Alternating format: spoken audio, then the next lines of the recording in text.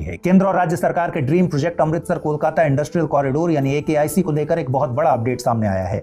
गयाजी जिले के डोभी में बन रहे इस कॉरिडोर के लिए बिहार सरकार ने हाल ही में कुछ बेहद महत्वपूर्ण फैसले लिए जो पूरे राज्य की तस्वीर बदल देंगे। इसमें जलाशय निर्माण, सुरक्षा व्यवस्था और सड़क पुल निर्माण जैसी योजनाओं को मंजूरी दी गई है।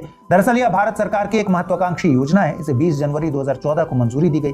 इसमें सबसे खास बात यह है कि इसे दिल्ली मुंबई इंडस्ट्रियल कॉरिडोर की तर्ज पर बेहद आधुनिक तरीके से विकसित किया जा रहा है।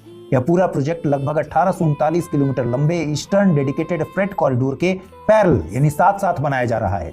अगर इसके विस्तार की बात करेंगे तो यह कोई छोटा मोटा प्रोजेक्ट नहीं है। यह पंजाब के लुधियाना से शुरू होकर सीधे पश्चिम बंगाल के कोलकाता तक फैला है। यह कॉरिडोर देश के 7 बड़े राज्यों से होकर गुजरता है: पंजाब, हरियाणा, उत्तराखंड, उत्तर प्रदेश, बिहार, झारखंड और पश्चिम बंगाल।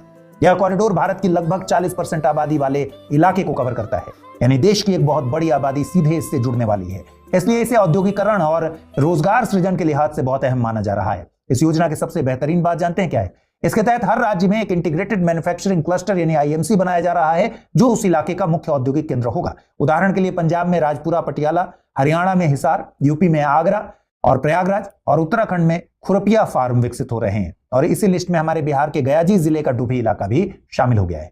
आपको बता दें, इस पूरे मेगा प्रोजेक्ट को जमीनी स्तर पर लागू करने की जिम्मेदारी national industrial corridor development corporation यानी NICDC संभाल रहा है।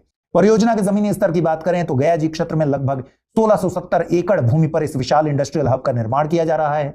मुख्य उद्देश्य इसका स्थानीय स्तर पर रोजगार सृजन के साथ साथ बड़े पैमाने पर देशी और विदेशी निवेश को आकर्षित करना है। औद्योगिक आवश्यकताओं को देखते हुए परिसर के भीतर ही एक स्किल डेवलपमेंट सेंटर, अस्पताल, होटल और कॉर्पोरेट बिजनेस सेंटर जैसी अत्याधुनिक नागरिक सुविधाएं भी विकसित की जा रही हैं। खास बात यह है कि यह corridor eastern dedicated freight corridor के साथ साथ नेशनल वाटरवे 1 का भी लाभ उठाएगा जो इलाहाबाद से हल्दिया तक फैला है। इसके अलावा यह प्रोजेक्ट मेक इन इंडिया पहल को भी मजबूती देगा। बिहार के स्वास्थ्य क्षेत्र और लोक स्वास्थ्य